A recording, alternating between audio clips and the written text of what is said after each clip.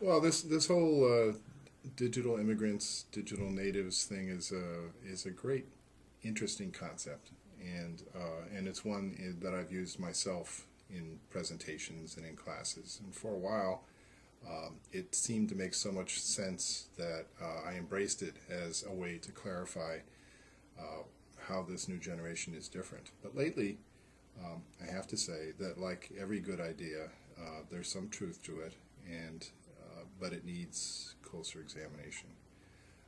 A friend of mine, Jamie McKenzie, who is was a school superintendent and is now does a great little online newsletter called From Now On, uh, which talks about how to promote research skills with kids. He did a great takedown of the whole digital immigrants, digital natives thing about a year, almost 2 years ago.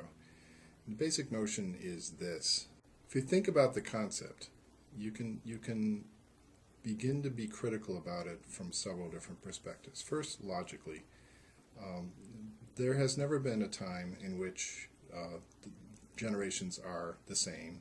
They're always a little bit different. But there's never been a time in which you can claim that one generation is so radically different that everything must be done differently for them. And yet that's the claim that people make about digital natives, that their brains work differently, that they enjoy working in teams all the time, that they are adept and super powerful at all the newest technologies, that they multitask, they can do 48 things at once. So there are huge claims made for them, and if there are huge claims, there needs to be huge proof, huge evidence to support that. And the evidence just isn't there. Um, Jamie McKenzie went through and looked at Mark Prensky's original book, in which he began to promote the idea, and found that he only cited one study, and he got the author's name wrong. And in delving deeper, Jamie found that the study was taken entirely out of context. It was about traumatic head injuries and how that changed the ability of kids to think. So taking one study,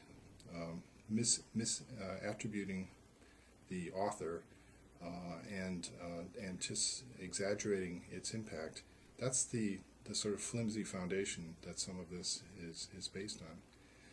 A friend of mine, Tom Reeves, and one of his graduate students 2 years ago did a review of 20 studies looking at the differences between digital natives and digital immigrants, and found that there really is no evidence to support the idea that we need to radically change everything.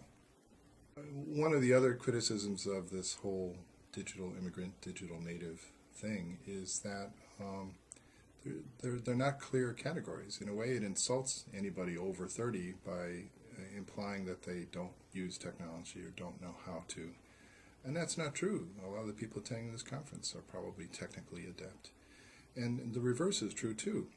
Not all kids are technically adept or attracted to technology. A study in Australia 2 years ago found that only 40% of the kids were active users of the internet. And just a few days ago, a study came out that showed that college-age kids are leaving Facebook and social networking tools because they've been taken over by old people, and by old people they meant those over 24. So any truth that you can grab onto about this distinction based on generations is a temporary truth.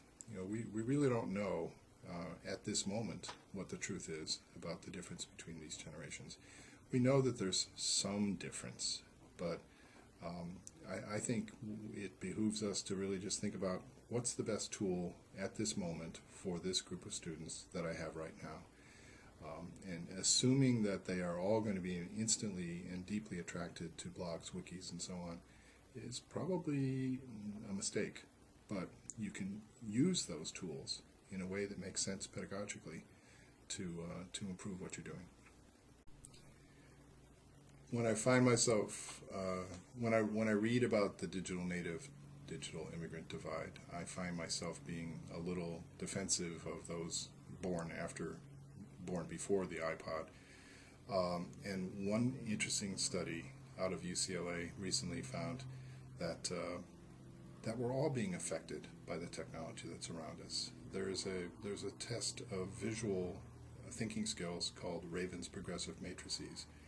And years ago, as people got older, scores on the Ravens would decrease because it depends highly on spatial and visual kinds of thinking.